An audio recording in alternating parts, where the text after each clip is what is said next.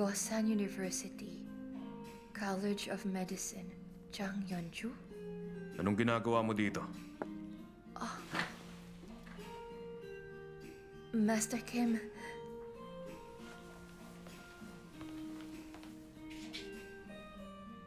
pasensya na po. Bukas yung pinto kaya pumasok lang ako. Anong tingin mo kay Dr. Bu? Sa palagay mo, mabait talaga siya. Labas na. Master Kim, Gusto ko munang malaman kung bakit mo ako tinatanong. Kailangan kong malaman ang sagot mo bago kita kuning kakampi. Ano sa tingin mo? Gusto mo bang kumampi sa akin? Labas na!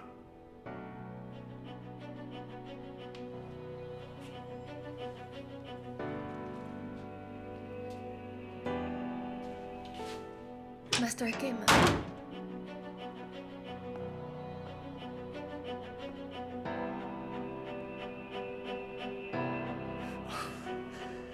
Hindi ko alam ang sasabihin.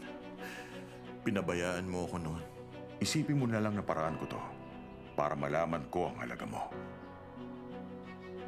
Pag ganito na ang edad mo, makikita mo na ang mga bagay-bagay. Malalaman mo kung seryoso siya o hindi. Malalaman mo kung may pag-asa ang tao. Kung ganon, iniisip mo ba na magaling talaga akong doktor? 15% ang increase sa sahod mo at research fund na 5 million kada taon. Sa palagay ko naman, magandang simula na yon. Napakagandang offer niyan. Ang totoo, hindi ako komportable dyan. Sinasabi ko na sa'yo ang mga makukuha mo kapag kumampi ka sa akin. Kahit ano pa ang gusto mo, higit pa ron na makukuha mo.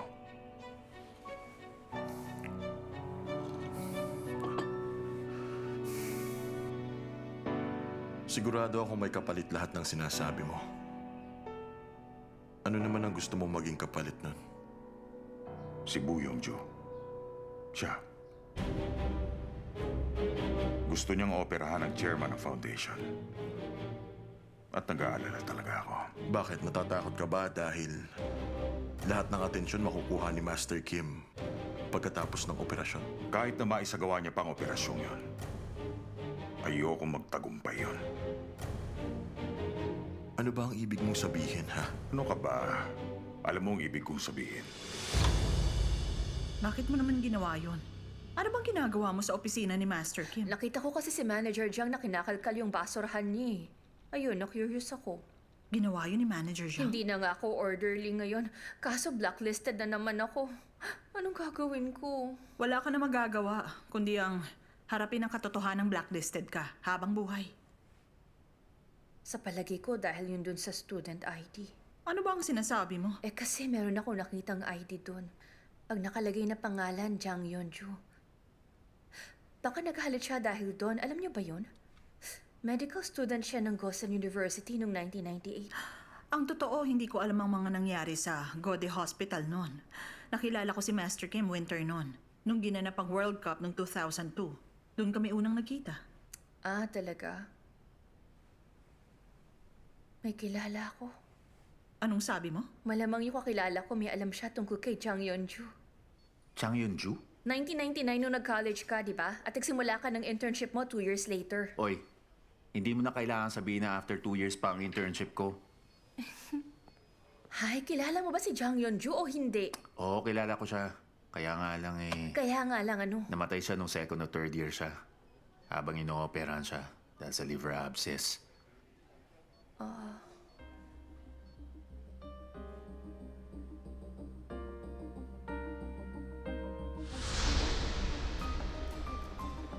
Excuse me?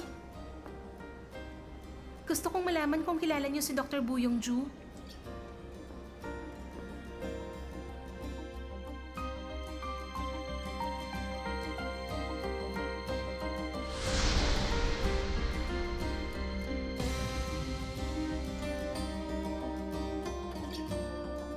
Mga panahon ng pagtatago ng katotohanan. Kung papayag ka, ikaw ang gagawin kong susunod na Dr. Bu. Mga panahon na binabaluktot ang katotohanan at puno ng kasinungalingan. 97% success rate sa lahat ng mga operasyon. Ako mismo ang gumawa sa alamat na si Dr. Buyong Ju.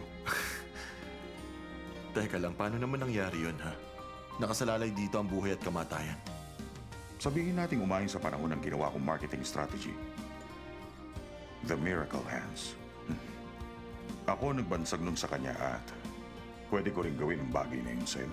Sa lahat ng walang basihan at mapanirang chismis, kailangan wag mo itong pansinin. Kailangan mo lang magdesisyon. Ano ba talaga ang totoo? Tandaan mo, ako na ang bahala sa lahat. At ano ang hindi totoo? Hindi natin alam kung ano talaga ang totoo sa mundong ito. Alam mo ba kung sinong doktor ang nagsagawa nung liver abscess surgery? Ewan, di ko alam. Ang totoo, hindi naman talaga kami close nun. Hindi naman si Master Kim ang nag-opera sa kanya, tama? Hindi siya. Mali ka. Ah, talaga? Teka, pwedeng siya nga talaga ang nag-opera sa kanya? Sabi ni Dr. Sung, tinanggal si Dr. Bu dahil nakapatay siya ng pasyente. At sabi, nakapatay daw siya ng estudyante niya. Nakapatay siya ng estudyante? Teka, sandali lang. 1998 yun. Pinatalsik si Dr. Bu noon. Sa taon din na yun, namatay si Jang Yun-ju habang inooperahan siya. Totoo kayang estudyante niya si Jang Yun-ju? Ah! Nakakatakot. Alam mo ba, kinikilabutan ako. Nasaan ang pasyenteng mayroong effusion? Nasaan yung pasyenteng may effusion, ha? Nandun siya sa hybrid room.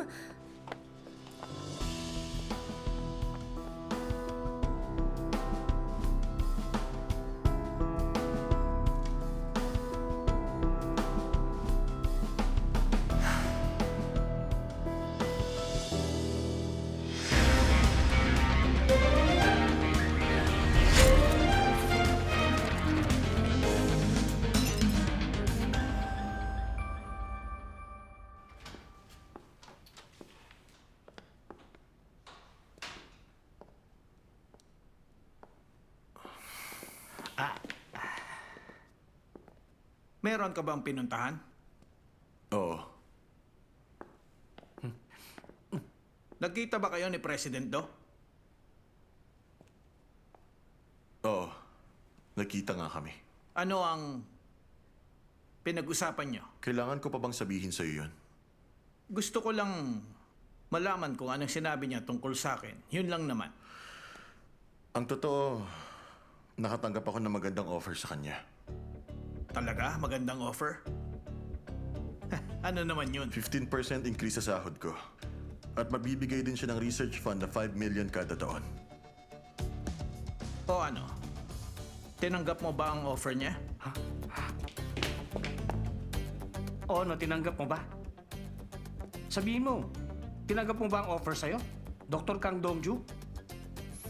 Ang sabi ko sa kanya, pag-iisipan ko muna. Napakaganda kasi ng offer niya eh. Kaya hindi ko muna tinanggap kaagad yun. Ibig sabihin, tatanggapin mo nga ang ino-offer niya sa'yo? Eh bakit hindi ko naman yung tatanggapin? Nakaka-tempt ang offer niya. So paano, iwan ko muna kayo. Pagod na ako eh.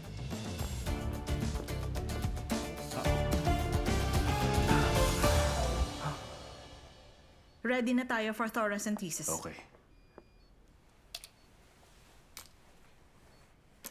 Okay, sisimulan na natin.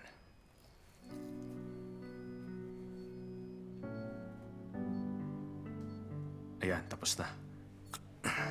Pakidala mo ito sa lab nurse, oh. Yes, Master Kim. Sabihin mo sa akin, pag sumobra to ng 1 liter, okay? Kailangan kong i-check ang kondisyon niya. Okay, Master Kim. Tapos na tayo. Salamat.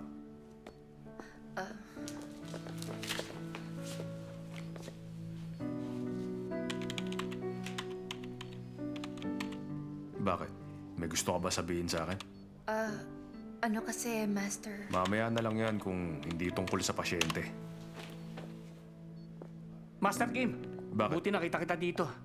Isa tong emergency. Bakit? Anong problema?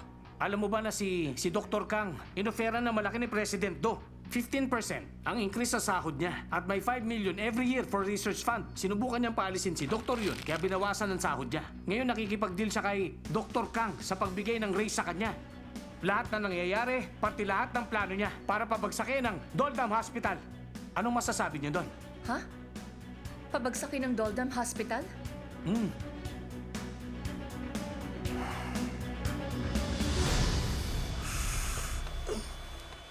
Ano bang ingay na yun? Ang lakas naman. Hoy, di mo ba ako naririnig?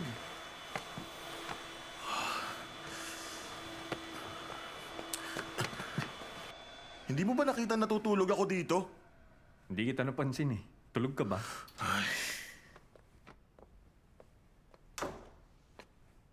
Nag-usap kayo ni President Do? Ano, nabalitaan mo kagad na nag-usap kami? 15% increase sa sahod mo. At may research fund ka na 5 million kada taon? O ano? Tatanggapin mo ba? Pinag-iisipan ko pa yon. Sinasabi mo ba na tatanggapin mo yung ino-offer niya? Kung ikaw nasa lugar ko, hindi mo ba tatanggapin yun? Hindi no.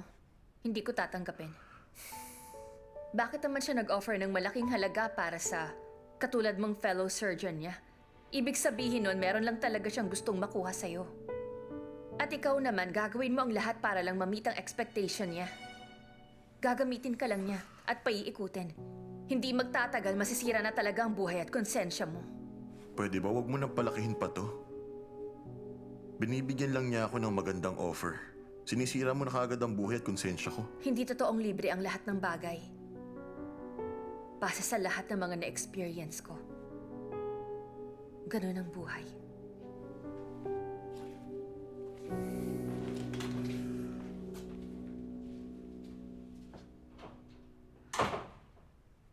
Bakit ka ba nag-aalala? Kung aalis siya. Kung hindi, hindi. Baka lang kasi masira ang buhay niya pag ginawa niya yon para lang sa pera. Sabihin mo, gusto mo ba talaga siya? Teka, ano ba yung pinagsasasabi mo dyan? Eh bakit mo naman nasabi yan, ha? Nagde-date kayo, hindi ba? Date? Sino nagde-date? Ako nakikipag-date sa kanya? Nagpapatawa ka ba? Sino nagsabi noon? Sinabi ba ni Dongju yun sa'yo? Hindi naman. Yung kasi napapansin ko. Kung ano man yung napapansin mo, hindi talaga totoo yon. Hindi no, hindi mangyayari yon. Grabe ka, bakit naman ako makikipag-date sa kanya, no? Hello, President Yo? Ngayon na? Doc,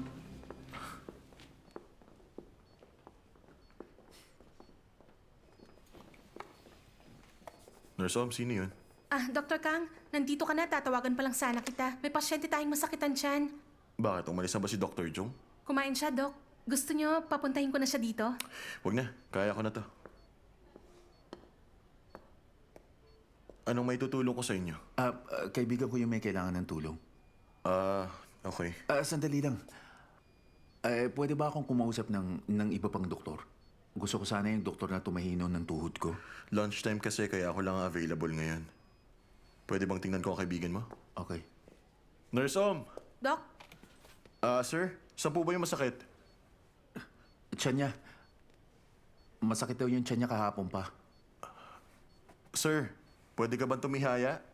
Sige, dahan-dahan lang.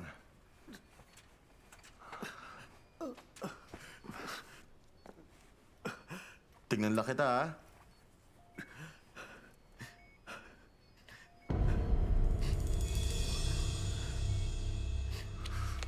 Kumusta ang vitals niya? 100/70 po, Doc. I-check mo ang temp niya. Okay, Doc. Sir, kakapain ko ang tiyan mo ngayon. Grabe, ang tigas ng tiyan niya. Ang temp niya 39.6. Kunin mo yung fast. Yes, Doc. Masakit ba to? Sir, sabihin mo, paano ka nasaktan? Kailan pa nangyari sa'yo to? Excuse me, Doc. Pwedeng bigyan mo muna siya ng painkillers? Binugbog mo ba siya? Hindi, no? Dr. Kang, Sabi dyan.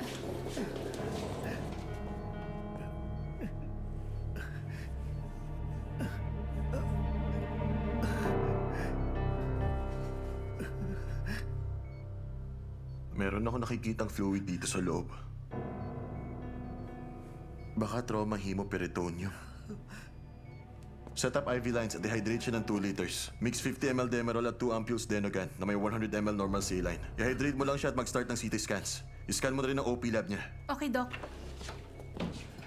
Sir, bibigyan ka muna ng painkillers at ipapa-CT scan ka na rin. Dito ka lang, okay?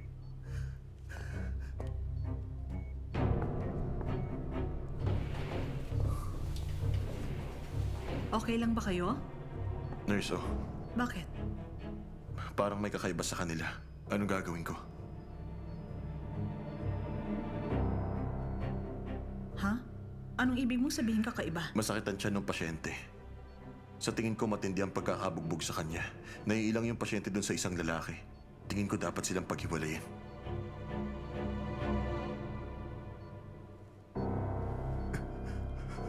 Yung yun. Anong gagawin natin? Huwag ka magalala. Alis tayo dito. Pag-inom mo ng gamot.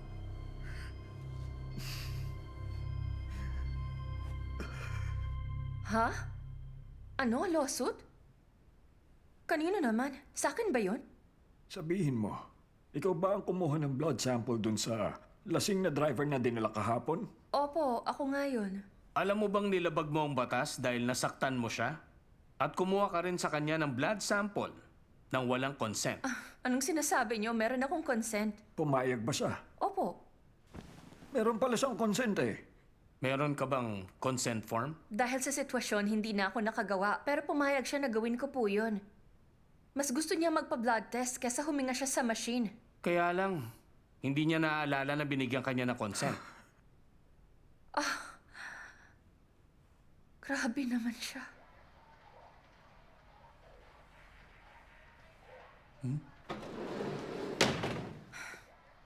Excuse me, kailangan natin mag-usap. Uy, mamamatay na ako. Sandali Tulungan mo lang. naman ako. Kaya mo naman yan, no? Nakakainis ka naman eh. Hindi ba ikaw mismo ang nagsabi nun? Gusto mo magpa-blood test para malaman ang alcohol level mo, kaya kumuha ko ng blood sample mo. Ano to nangyayari? Sino ka? Mama, siya nga pala yung babaeng kumuha ng dugo ko para sa blood test. So, ikaw pala ang taong yon. Ikaw ang kumuha ng dugo mula sa pinakamamahal kong anak. Balita ko nag-file kayo ng kaso for damages. Kausapin mo na lang ang lawyer ko tungkol dyan. Siya ang representative namin. Anak, binilhan nga pala kita ng soup. Heto, binilhan din kita. Maraming salamat. Teka, ilalabas ko lang ito. Nagpalagay kayo ng maraming karne? Oo naman. Mama mo ko, di ba? Kumain ka na. Ang sarap. Nakakatawa Sige kayong na, dalawa. Salamat ba? Alam niyo, may mga taong namatay. May namatay on-site at sa emergency room. At may 8 pang nasaktan dahil sa nangyari. Tapos may 2 namang road workers ang napatulan ng paa. Eh, ano naman? Paano kayo nakakakain sa nangyaring yon, ha? Paano kayo nakakapaglaro ng game sa phone nyo? Anong binubunga mo dyan, ha? Sandali nga. Alam mo, kung umarte ka, parang ikaw ang bumili ng soup na kinakain ng anak ko. Sino ka para magsalita sa anak ko habang Alam kumakain? niyo ba na 0.18% ang alcohol level niya?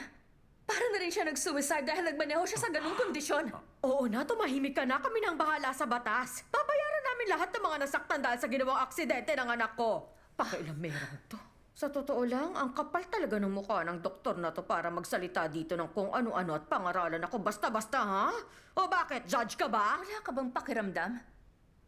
Ano? Hindi man lang ba kayo nakukonsensya sa nangyaring yon? Ang batang tulad niya, pwedeng uminom paminsan-minsan, no? At mag-drive kung yan ang gusto niya. Hindi niyo ba narinig na may mga taong namatay? Ay, ako! Ang pangit naman pala ng ospital na to, anak. Hindi ba? Buti pa ipapadischarge kita ngayon. Mama, hindi pwede. Susundan ako ng mga polis pag umalis ako rito. Sinabi sa akin ng abogado natin, dito lang tayo ng ilang araw sa ospital. Hindi lang itong ospital sa paligid. Kumain ka lang dyan. Ako na ang bahalang umayos dito, anak. Okay, ma. Ano ba yan? Hello, Attorney Hong. Ako ito. Alam mo bang may dumating dito na weirdong doktor at dinidikta ko anong dapat namin gawin? Ay, pinasasakit niya ang ulo ko. Grabe Kumain ka talaga.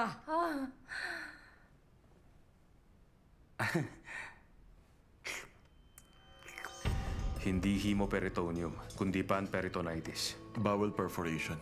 May nakikita akong diverticulum dito, kaya nga lang sa tingin ko hindi yung diverticulitis perforation. Sa palagay ko, bowel perforation caused by trauma. May nakita akong mga pasasatyan niya dahil sa bugbog. Sa tingin ko, yun ang dahilan nun. Meron siyang sepsis, kaya kailangan na siyang maoperahan agad. Ako mag-o-opera sa kanya.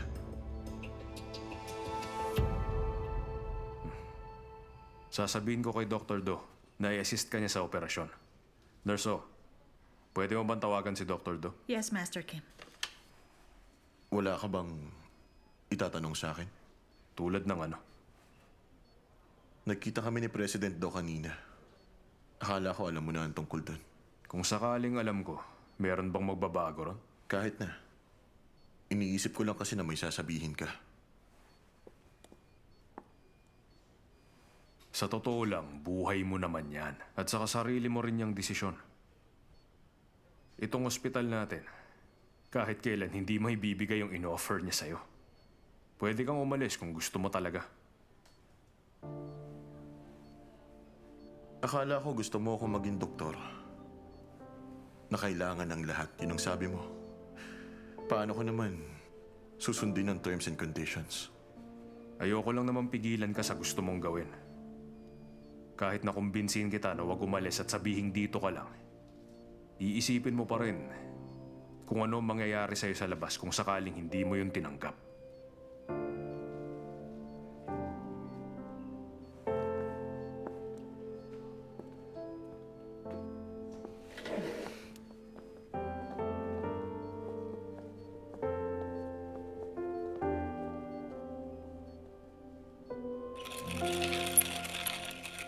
Bakit mo naman siya kinausap ng ganon?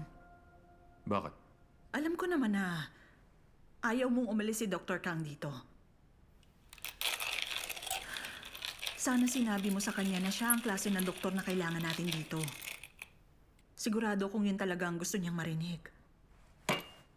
Siya ang dapat magdesisyon sa buhay niya, hindi ba?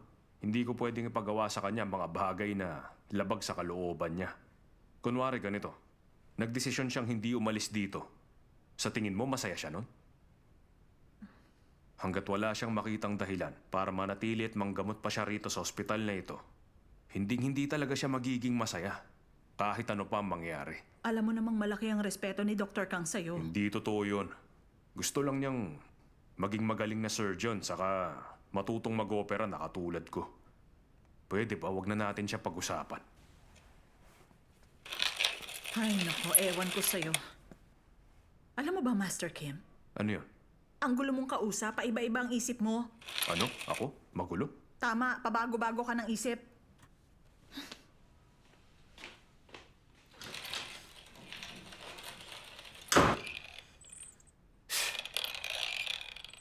Grabe yung babaeng yun, hindi ko siya maintindihan. Ako pang may mali sa amin. Sa tuwing nagsasalita siya, parang lagi na lang siyang nanenermon.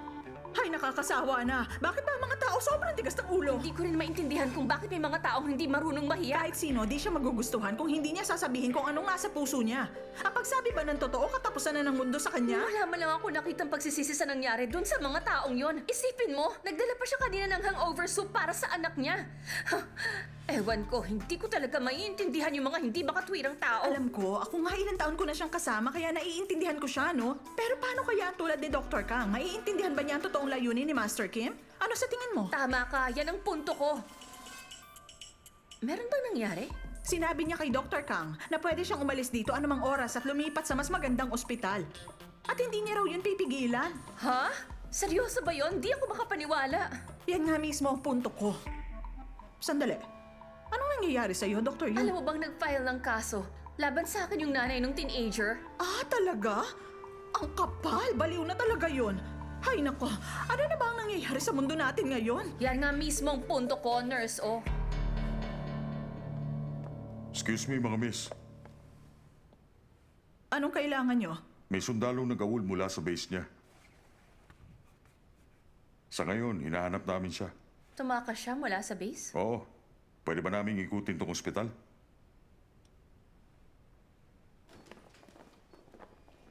Pwedeng pakibilisan nyo lang ang pag-iikot. Huwag niyong istorbohin ang mga pasyente. Excuse me?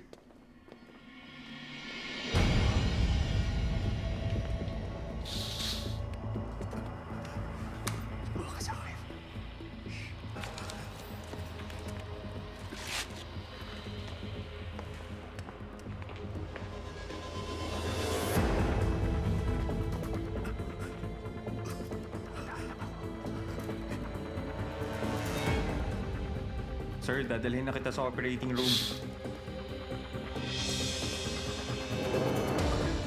Gusto, nakita mo ba yung pasyente na nandun? Bakit wala siya doon? Wala eh. Wala rin dun yung kaibigan niya. Ha? Bakit kaya wala siya? Anong nangyayari? Yung po may panperitonitis, dadalhin ko sana sa operating room pero biglang nawala. Ano? Nawawala siya? Pwede bang malaman ang itsura ng pasyente? Ilang taon na siya? Anong suot niya? Mukhang nasa early 20s siya.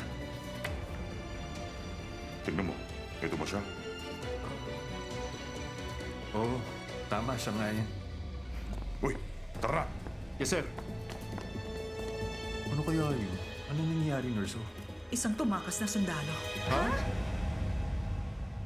Tumakas na sundalo? Oo, tumakas nga siya.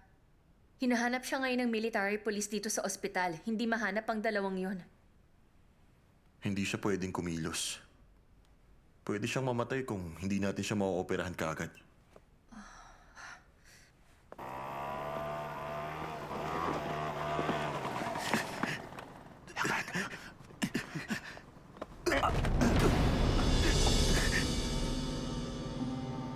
Kaya mo yan. Juyok! Kapit ka lang, Juyok! Yung gano'n, parang hindi ko nakakayanin. Sobrang sakit na. Hindi ko na kaya. Juyok! Juyok, gumising ka! Gumising ka, Juyok! Hindi. Galing ba kayong dalawa sa Doldam Hospital? Hindi siya dapat lumayo sa ganitong kondisyon. Ipapasan ko Hindi! siya. Hindi ka ba pwedeng bumalik doon? Kung babalik doon yung kaibigan ko, kukunin siya ng mga yun. Mamamatay ang kaibigan mo pag hindi mo siya binalik dun. Sinisiguro ko yun sa'yo. Dr. Kang, nakatanggap ako ng tawag mula kay Dr. Nam. Papunta na siya ngayon sa ER kasama yung sundalong tumakas.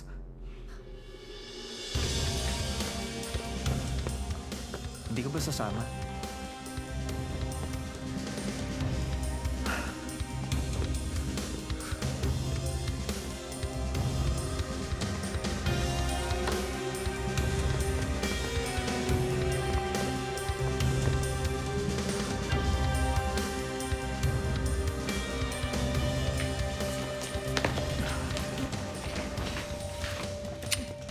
Sir? Naririnig mo ba ako? Sir?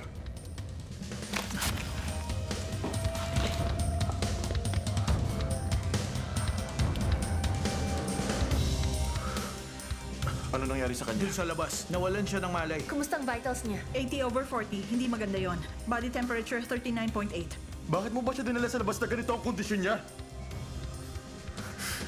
Nakakuha ka ba ng consent niya? Oo, sa kanya ko mismo nakuha nung may malay pa siya. Okay. Doktor na. Sige. Magpapalit lang ako. Babalik agad ako. Dali na natin siya sa operating room. Tigil! Sandali. Si Private Pak Juyok nga. I-report mo. Private Pak Juyok. Pak Juyok. Sandali lang. Meron kang karapatang manahimik. Lahat ng sasabihin mo pwedeng gamitin laban sa'yo sa korte. May karapatan kang kumuha ng abogado. Narinig mo? Anong ginagawa mo? Ano ka ba? Hindi mo ba nakikitang wala siyang malay? Ang nagawal ng sundalo kailangang basahan ang Miranda rights. Sa ngayon, kukunin na namin dito si Private Pak. Hindi pwede yan. Merong sepsis ang pasyente. Ano mang oras pwede siyang mamatay? Alam mo naman siguro yun. Kukontakin ko ang Army Hospital. Itatransfer siya doon mula Hindi rito. mo ba nakikita ang kondisyon niya? Konti na lang ang natitira niyang oras. Naiintindihan mo ako? Yun naman pala. Ano pang inihintay nyo? Dalhin nyo ng pasyente sa operating room. Sige na.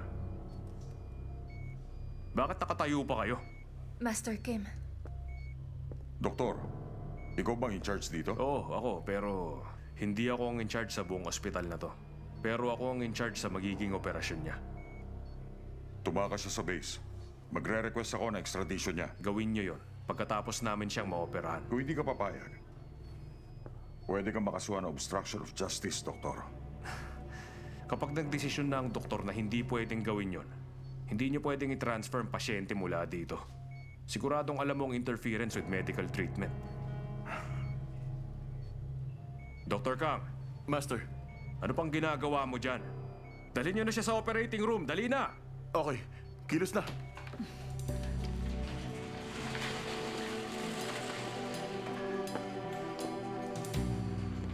Officer, huwag mong masyadong alalahanin yun. Nakita mo naman na wala na siyang malay. Hindi na siya makakatakbo palabas ng operating room.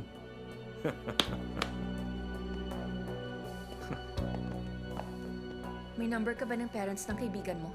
Meron. Sabihan mo agad sila. Sabihin mo sa kanila pumunta sila dito sa ospital ngayon. Okay.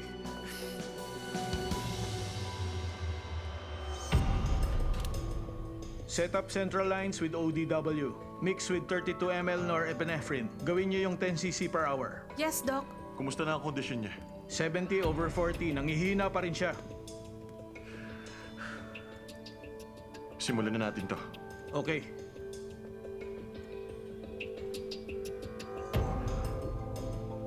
Anong ginagawa mo? Inutusan ako ni Master Kim na i-record ang operasyon.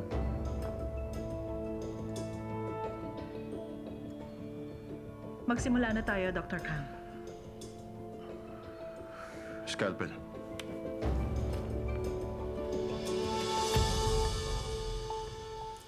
Magre-report ako agad. Oo, sir. Medyo komplikadong sitwasyon. Hindi, sir. Mukhang busy-busy sila kanina pa, hindi ba? Huwag kayong mag-alala. Takas na sundalo. Kasalukuyang inooperahan dito sa ospital natin. Kaya naman pala busy sila. Sa tuwing may mangyayaring gulo, wala doon sa loob ng base militar, alam mo bang isa sa matataas na opisyal ang natatanggal sa pwesto nila? Sandali, nag-surf ka ba sa Army, Navy o sa Air Force? Ha? Bakit mo naman natanong yan? Wala lang, na-curious lang ako. Saang unit ka ba? Sa... Dun sa Army. Sa Army ka nun? Wow, ang galing tama naman. Doktor yun. Oh, nandito ka pala. Pwede ka bang makausap? Ano naman kayang kailangan ni Dr. Song sa akin? Hindi ko alam.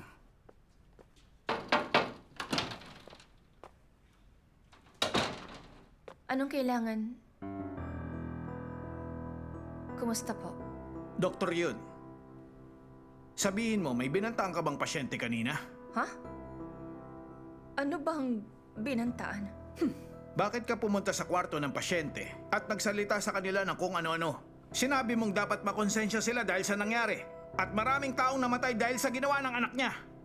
Hindi mo dapat pinapakita ang pagiging palaban mo sa mga tao, Doktor Yun. Isa kang doktor. Dapat ginagawa mo kung anong tungkulin ng isang doktor.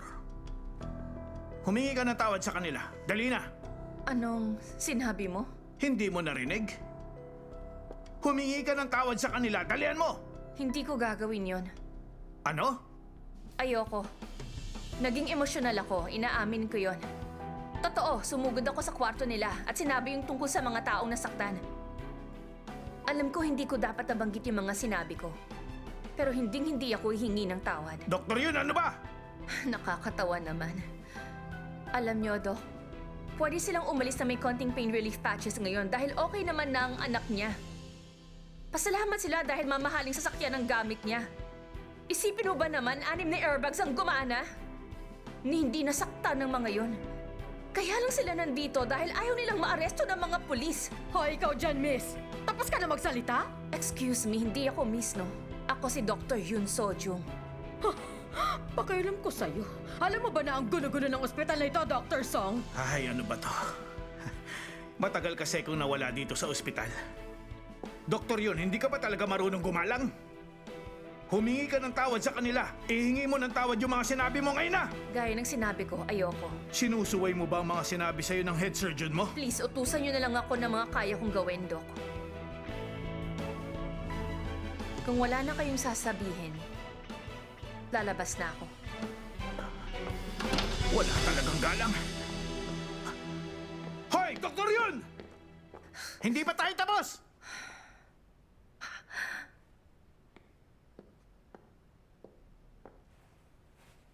Ano ka ba naman, Doktor Yun? Anong magiging tingin nila sa akin dahil umalis ka? Siya lang naman. Ang asawa ng Provincial Assembly na si Han Gi-jun na close friend ng governor. Pakialam ko. Ano naman ang kinalaman ko doon, lalo na sa bruhang asawa noon, no? Hindi mo talaga alam ang mga kalakaran sa totoong mundo. Ibig kong sabihin, siya yung taong hihingin mo sa kanya ang tawad para kumalma kahit tama ang opinion mo. Ba't ko naman gagawin yon? Hindi ako politician o public worker. Gaya nga ng sinabi niyo, isa akong doktor. At gawin ang ginagawa ng isang doktor. Kaya bakit ko kailangan humingi ng tawad sa isang katulad ng babaeng yon? Ganun talaga ang kalakaran ng mundo, narinig mo? Doktor Yun, mag-sorry ka ngayon doon para mabawasan ang problema. Kakausapin ko siya na iurong niya ang kaso laban sa'yo. Naintindihan mo ba? Hindi tama yon. Ituloy na lang niyang demanda. Ano ka ba, Doktor Yun? Ay, buwisit. Hoy! Doktor Yun! Magpasa ka ng apology at explanation letter bukas! Narinig mo?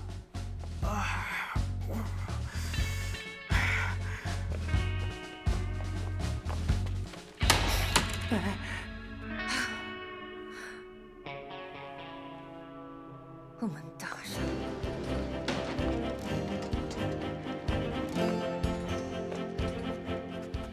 Please, sumama ka sa akin. Halika na. Saan naman? Aray ko, teka, sandali lang. Halika, umupo ka rito. Saan tayo? Ha? Na-check up na ako, di ba? Saan ba tayo pupunta ngayon? Ba't tayo nandito? Tingnan mo sila. Tingnan mong ginawa mo sa kanila.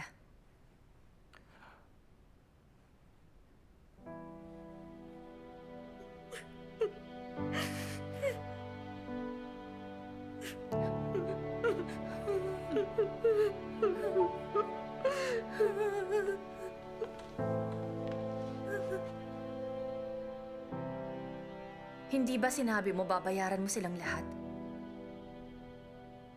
Sa tingin mo mababayaran ng pera ang buhay nila? Sige, tingnan mo sila! Maiintindihan mo lang kung gaano kasakit ang ginawa mo matapos mo silang makita.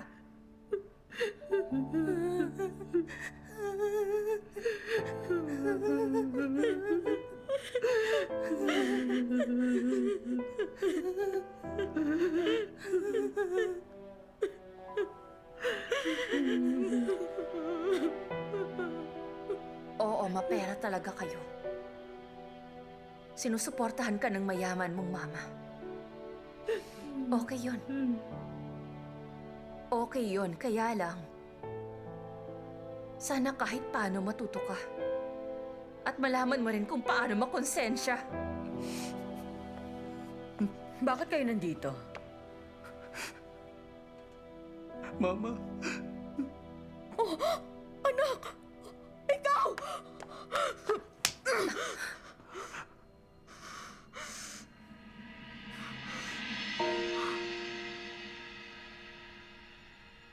Sinampal mo ako? Oo, sinampal kita! Anong gagawin mo? Kakasuhan mo ako, ha? Eh, di gawin mo! Ang lakas naman ng loob mong paiyakin ang anak ko, ha? Bakit? Sino ka ba? Napakawalang niya mo talaga. Alam mo bang ginawa mo? Anong sinabi mo, ha? Hindi man lang kayo nakukonsensya at hindi na nahiya. Kailan pa hinayaan ng mundo na maging makapangyarihan ang mga tulad nyo? Ang kapal na mukha mo! Tumigil na kayo! Magpa-file din ako ng countercharge dahil sa pananakit mo sa akin. At sinisiguro ko sa'yo na walang settlement o compromise. Akala mo kung sino ka! Ay, naku! Nadadagdagan ng wrinkles ko ng dahil sa'yo! Ay, sobra siya! Oh, ay, my goodness! Akala mo naman kung sino siya!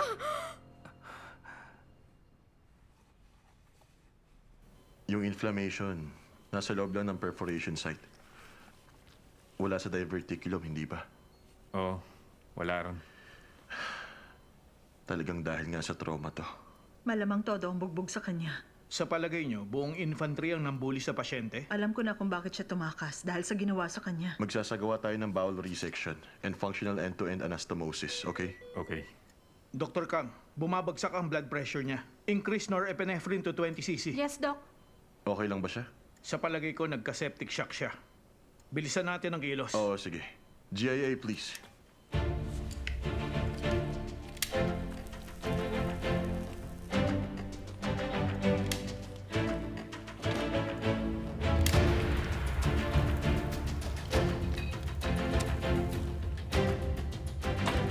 Specimen.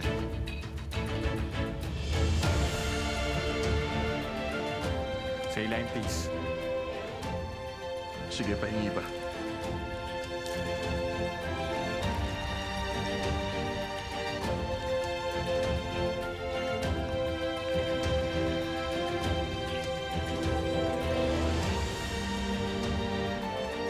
Master Kim! Master Kim, Bakit? kanina pa kita hinahanap. Bakit? Pinatatawag ni President Yo. Si Doktor yun, may ginawa na naman.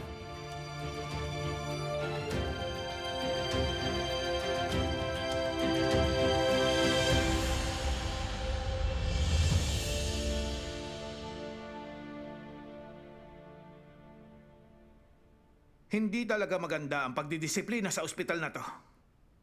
Hindi niya pinansin ang utos ng isang head surgeon. At hindi rin maganda mga salitang sinabi niya sa isang pasyente at pati na rin sa guardian niya. Isipin niyo nga. Hindi talaga ito katanggap-tanggap. Ang totoo, hahayaan ko na talaga dapat yung nangyari. Pero habang iniisip ko yun, lalo lang ako nagagalit, kaya hindi ko na ito palalampasin. Lumuhod ka at humingi ka ng tawad, okay? Dapat siya humingi ng tawad sa akin.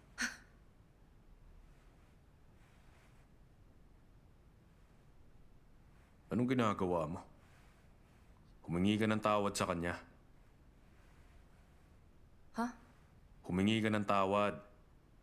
Kaya magbow ka ng 45-degree angle. Sandali lang.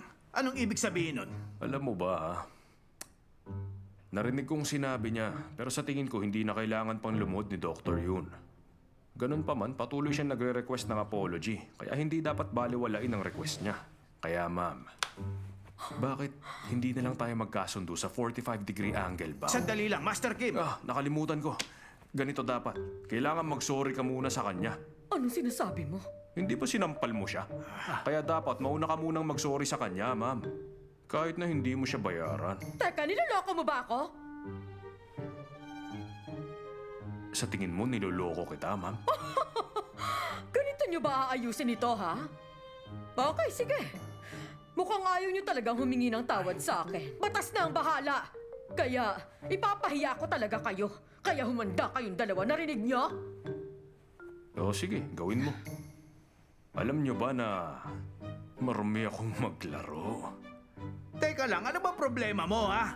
Dapat nga ayusin mo ang sitwasyon. Mag-sorry lang si Doktor Yun, okay na ang lahat. Bakit mo ginagawang komplikado, ha? Ay... Sa palagay mo, magiging okay ka, ma'am?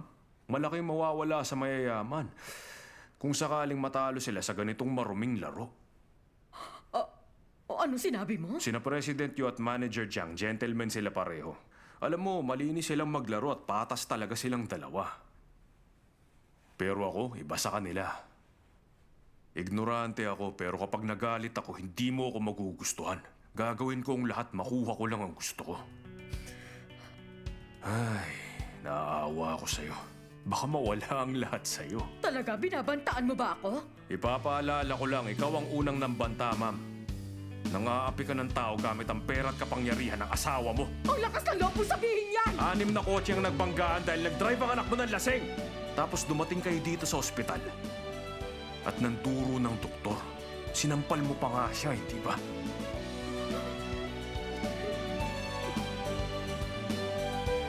Ay, nakakatawa kapag lumabas ang istoryang to sa dyaryo. Yan ang gusto mo mangyari? Ikaw!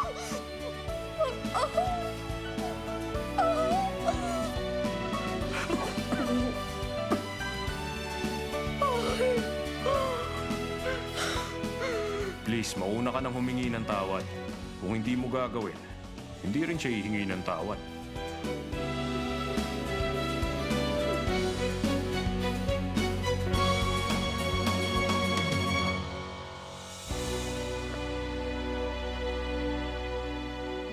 Napansin ko sa'yo, kanina ka pa pangiti-ngiti dyan ah. Kasi ngayon ang unang beses mo akong kinampihan. Para akong nasa Cloud9 ngayon. O ano, nire-recognize niyo na ba ako bilang estudyante niyo? Tama ba? Sino nagsabing estudyante kita? Hindi pa ba, Master Kim? Wala pa akong kinukuhang mga estudyante. Totoo kayang estudyante niya si Chang Yunju? Gusto ko pa rin maging estudyante niyo kahit hindi kayo pumayag. Pangarap ko pong maging isang doktor katulad ninyo.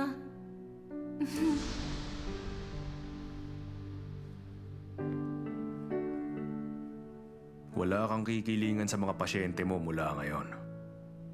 Kahit na may ginawa siyang mali, pasyente mo pa rin siya. Narinig mo?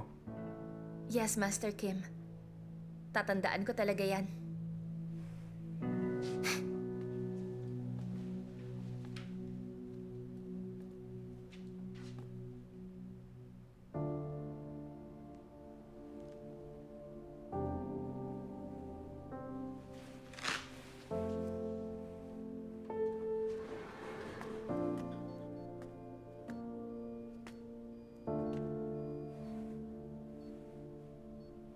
Excuse me po.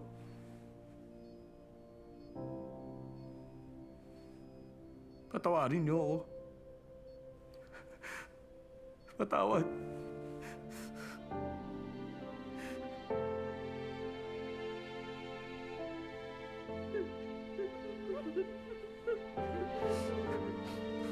Patawarin niyo ako.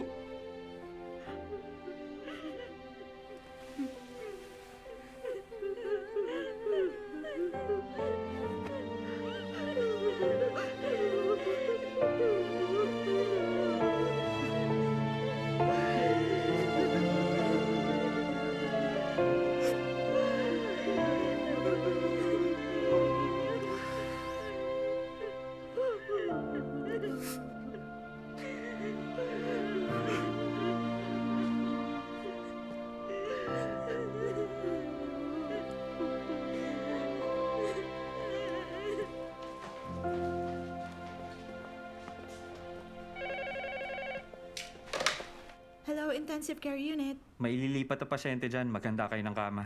Sorry, hindi pwede. Kasi lahat ng nasa ICU kailangan i-monitor na buong araw ngayon. Wala pa raw bakanting kama sa ICU ngayon. Paano na po kaya? Ilagay na muna natin siya dun sa hybrid room. Maalagaan ba natin siya roon? Ako ang magbabantay sa kanya. Doon muna siya habang wala pang bakante sa ICU. Okay, Dr. Nam. Itabi mo yan para sa pathology. Yes, Dr. Kang. Ilipat na natin siya.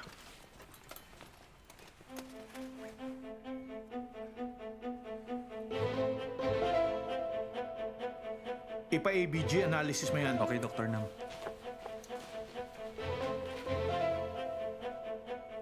Hindi maganda ang lagay niya.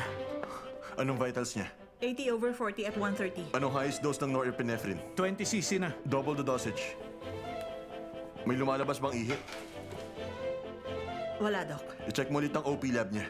May ABGA result na. Ito na po. Malala rin ang acidosis niya. 3 ampules sodium bicarbonate pero wag through CVC. Okay, Dr. Kang. Yung guardian niya. Wala pa rin dito, Dok.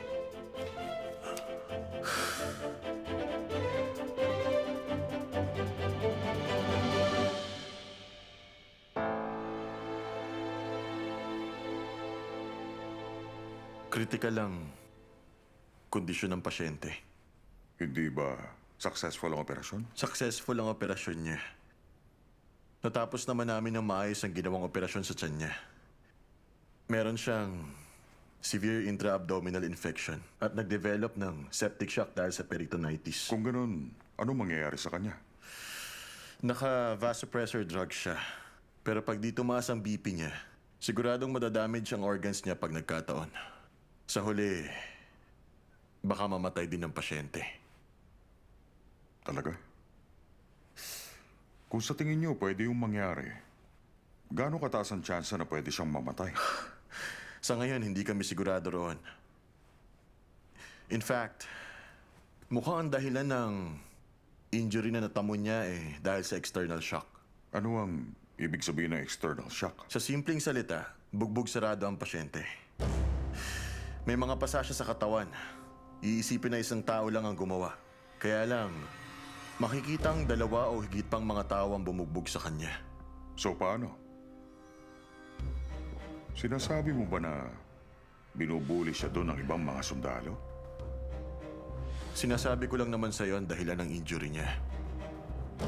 Ganun ba, Dok?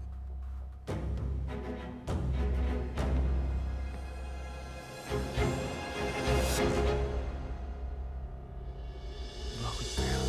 Ano kayang pinag-uusapan nila? Ang galing mo!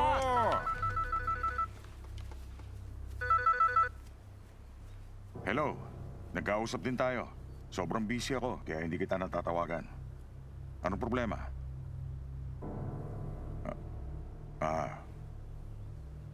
Talaga, ganon? Oo, naiintindihan kita. Aayusin ko yan ng tahimik. Huwag kang mag-alala. Bye. Hello, President Do? Nag-alala ako dahil hindi niyo sinasagot ang mga tawag ko.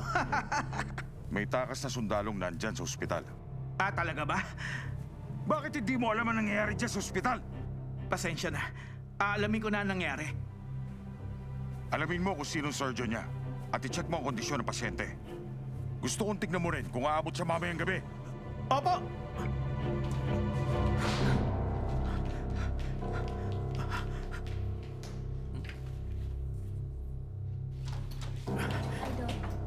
Hi. Hello po. Hello. Excuse me, pwedeng patulong? Salamat. Dr. Kang, Bakit? may takas daw tayong pasyente. Dinala siya kanina sa hybrid room pagkatapos ng operasyon. Puno kasi ngayon ng ICU. Ikaw ang nag-opera? Ako nga. Bakit ba? Wala. Natanong ko lang. Dok, nag-cardiac arrest siya. Inject 1 ml epinephrine every 3 minutes.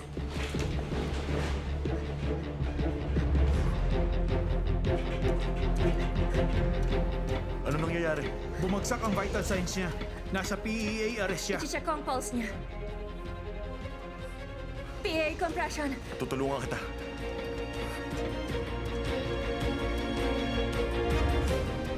President Do, si Dr. Song to. Hindi maganda ang nangyayari dito. Nag-cardiac arrest ang pasyente.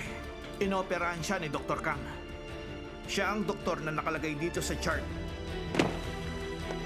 Okay, sige. Papunta na ako dyan. Okay. Walang problema. Ano? Ipapalagay ko ba sa death certificate niya na death from disease? Okay. Gagawin ko yun.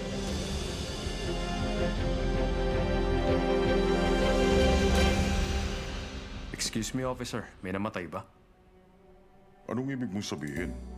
Kasi narinig ko may nabanggit ka tungkol sa death certificate dun sa kausap mo. Gusto ko lang malaman para kanino yun. Alam mo, hindi kita maintindihan eh. Pinapalabas mo ba na wala ako sa sarili ko at nakakarinig ng kung ano-ano? Sir.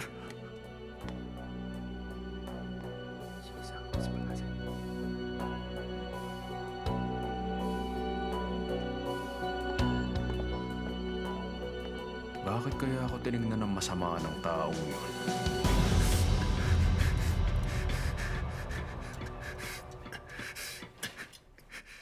I-check ko ang pulse niya.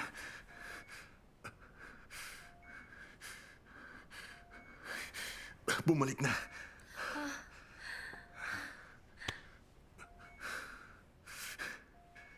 Pero hindi pa rin stable ang vital signs niya. 70/60.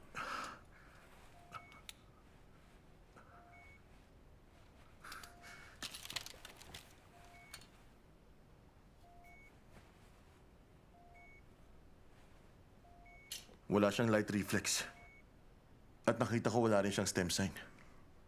Sa kondisyon niya, hindi magtatagal pwede siyang ma-brain dead.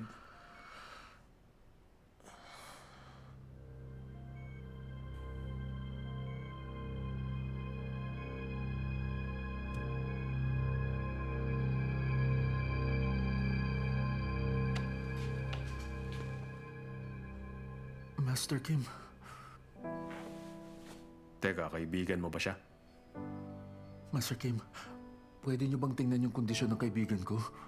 Huwag kang mag-alala, ginagamot na siya ng doktor niya. Bata pa siya pero experienced doctor na siya. Excuse me, Dr. Kang. Mag-usap tayo. Sige na. Kami nang bahala ni Dr. Nam sa pasyente. Babalik ako kagad.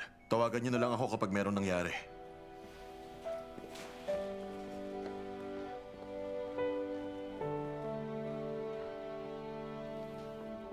Sabihin mo nga sa akin, bakit tumakas ang kaibigan mo mula sa army?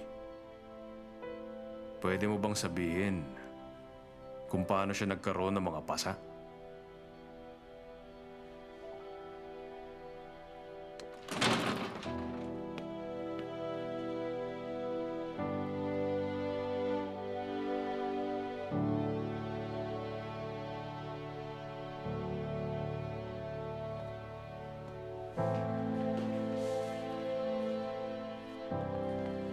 Maupo ka.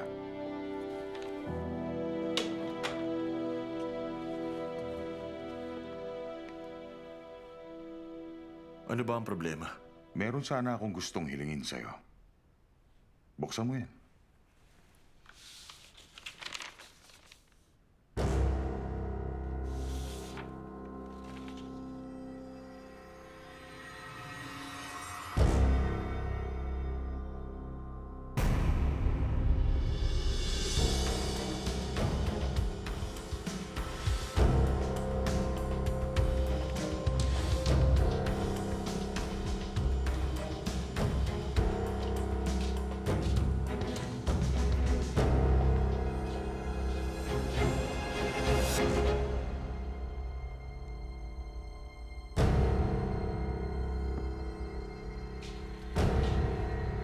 May mahalaga silang pinagmimitingan.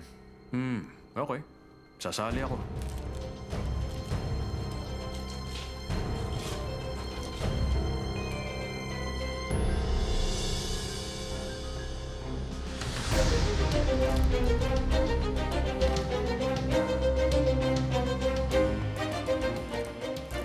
Teka, ano ba to? Bakit? Ano ba nangyayari?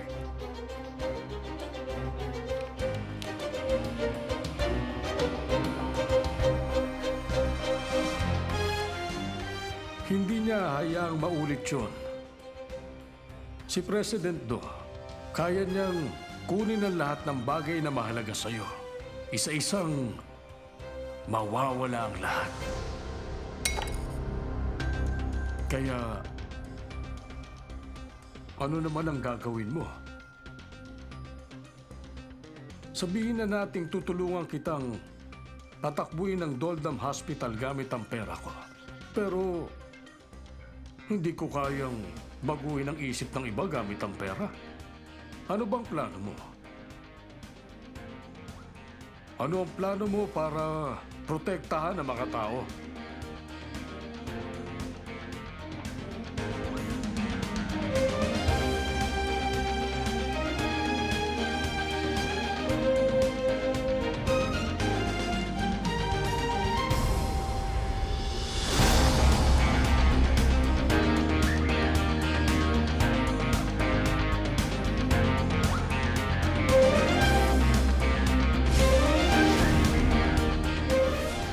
Tatanong ako sa'yo, bakit ka ba naging doktor?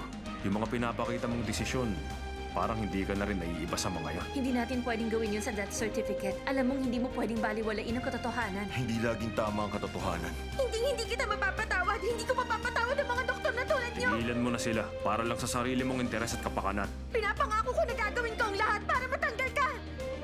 Huwag ka na uling babalik sa Doldam Hospital.